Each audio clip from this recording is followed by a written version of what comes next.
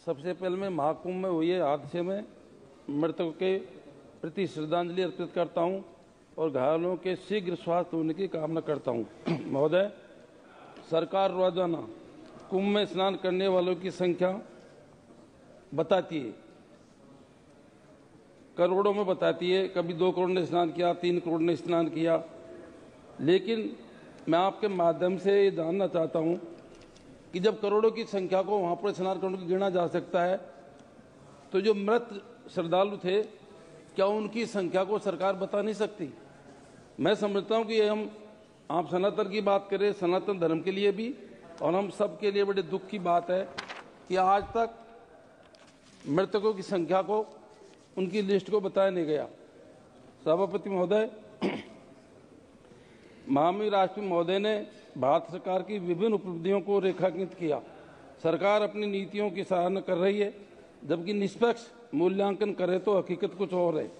सरकार लगातार ये दावा कर रही है कि भारत दुनिया की सबसे तेजी से बढ़ती अर्थव्यवस्था में से एक है, लेकिन जमीनी हकीकत ये है कि आर्थिक असमानता बढ़ती जा रही है। देश की 10% आबादी के पास 77% संपत्ति है, जबकि आम आदमी महंगाई और बेरोजगारी से जूझ रहा है। सरकार की नीतियां पूंजीवाद को बढ़ावा दे रही हैं। 2024 में भारत में अरबपतियों की संख्या 200 को क्रॉस कर गई, जो 2013 के मुकाबले 41% अधिक है। 2021 की रिपोर्ट के अनुसार देश की 40% संपत्ति केवल 1% लोगों के पास है। क्या सरकार इस पूंजीवाद के खिलाफ कोई कदम उठाने का विचार रखती है? यदि इस प्रकार असमानता बनी रही और बेरोजगारी बढ़ती रही, तो एक दिन मान्यवर ऐसा आएगा कि जो देश के अंदर बेरोजगार हैं, जो असहाय हैं, वो इन पूंजीपतियों के खिलाफ बहुत बड़ा आंदोलन खड़ा कर देंगे, जो हमारे प्रजातंत्र के लिए भी मुश्किलें खड़ी कर सकते हैं। सभापति महोदय, मैं राजस्थान की 200 लोकसभा सीट से आता हूं, जहां अधिकतर जनसंख्या है ST, SC, OBC व किसान मजदूरों की है। लेकिन सरकार की प्राथमिकताओं में ये समाज कहीं नहीं दिखती। सरकार लगातार सबका साथ, सबका विकास का नारा देती है, परंतु जब नीति निर्माण की बात आती है तो ये नारा मात्र एक जुमला बनकर रह जाता है।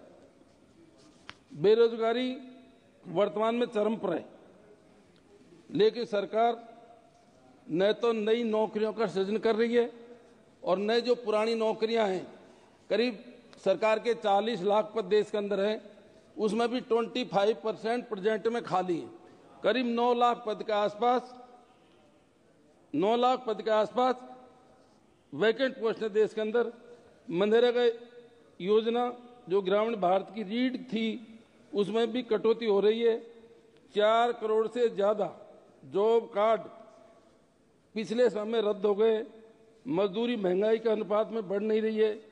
एक रिपोर्ट के अनुसार देश में 34% लोग 100 रुपए प्रतिदिन में अपना घर चला रहे हैं और 80% लोग 200 रुपए प्रतिदिन के हिसाब से अपना घर चला रहे हैं।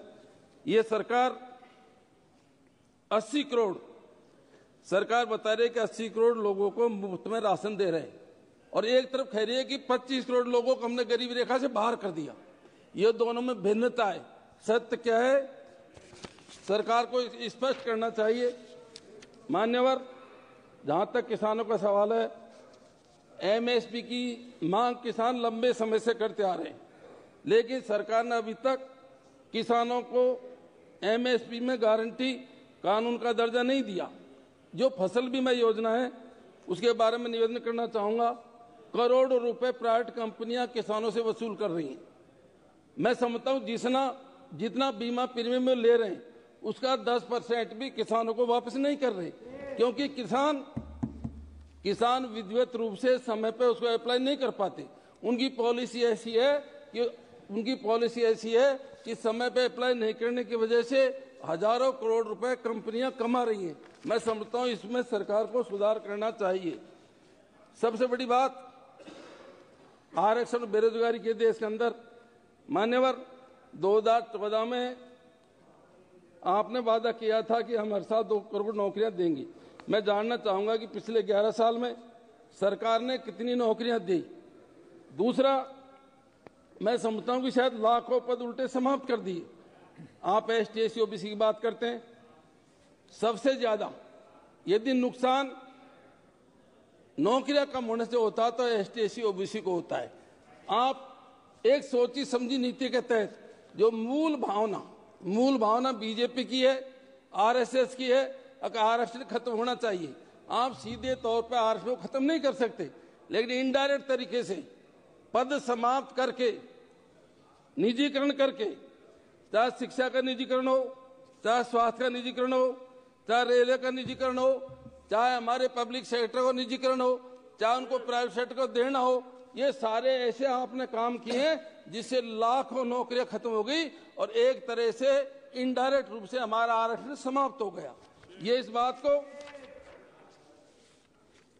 को सिद्ध करता है कि आपकी हमारे प्रति, सर एक मिनट, क्या सोच है।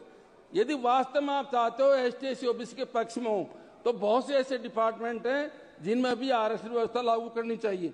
मेरा आपसे निवेदन है, जैसे मैं पिछली बार भी मैंने निवेदन किया था और एक रोज मुझे खुशी है, महामहिम राष्ट्रपति महोदय भी इस पर बोली थी।